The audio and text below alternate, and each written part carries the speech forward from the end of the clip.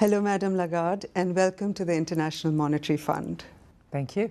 Madame Lagarde, what are the biggest challenges facing the global economy? Oh, we're not short of challenges. There are plenty of challenges. Let us not forget that we're just coming out of one of the major financial crises in centuries. The financial crisis that hit the entire world, but more so the advanced economies back in the late 2008, has left scars, marks, and remains. We need to deal with that. We dealt with the crisis as a matter of emergency, and the fund did very well under its previous management. And the proposals that were made at the time were absolutely to the point. It changed the doctrine of the fund at the time, but it was necessary to do so. And we moved from crisis resolution to stimulus to what people call fragmented recovery. But we still have huge challenges ahead of us. You have sovereign debt issues in most of the advanced countries, most acute in a monetary zone called the Eurozone, which I'm very familiar with. But it's not the only one. The sovereign debt issue is pretty much all over the place in the advanced economies, from Japan to the United States, and obviously epitomizing in the European Union and the Eurozone in particular.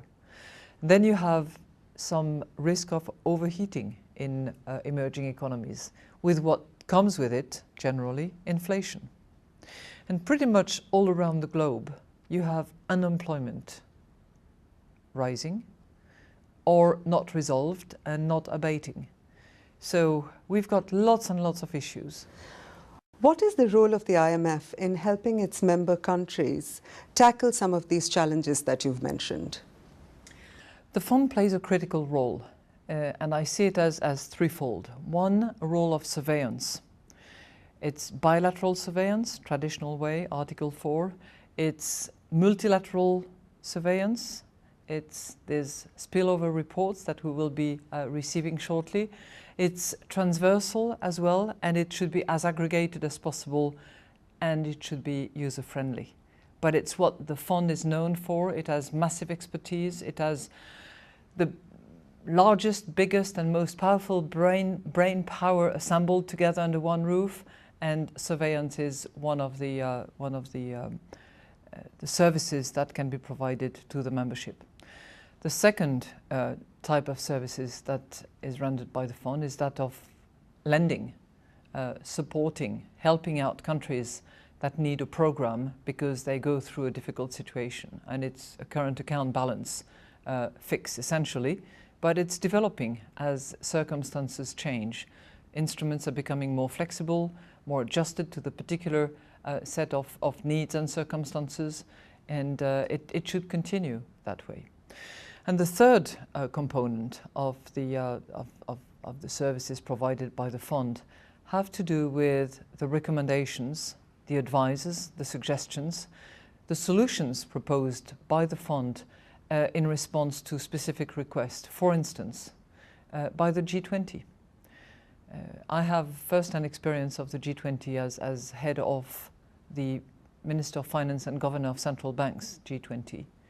And we have great expectations from the fund. We had, because I stopped a few days ago. And clearly, whether it's the international monetary system, whether it's the issue of derivatives on commodities and the impact of commodity prices on the economic situation of a country, all of that requires the mass of talent that is very unique to the fund. The IMF has changed a lot in the past few years. Which are some of the areas in which it should continue to change and innovate?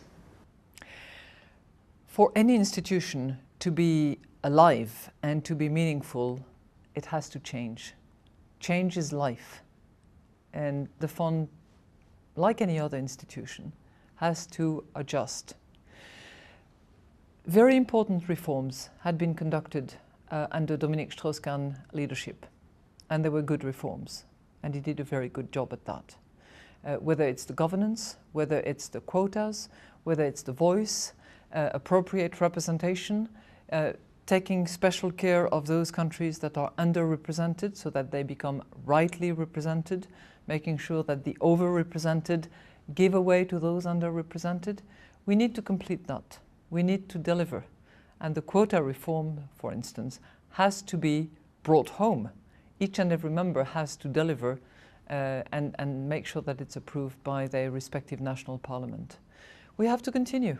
You know, we have significant changes taking place at the moment. We have emerging markets taking the lead in the economic growth of the world.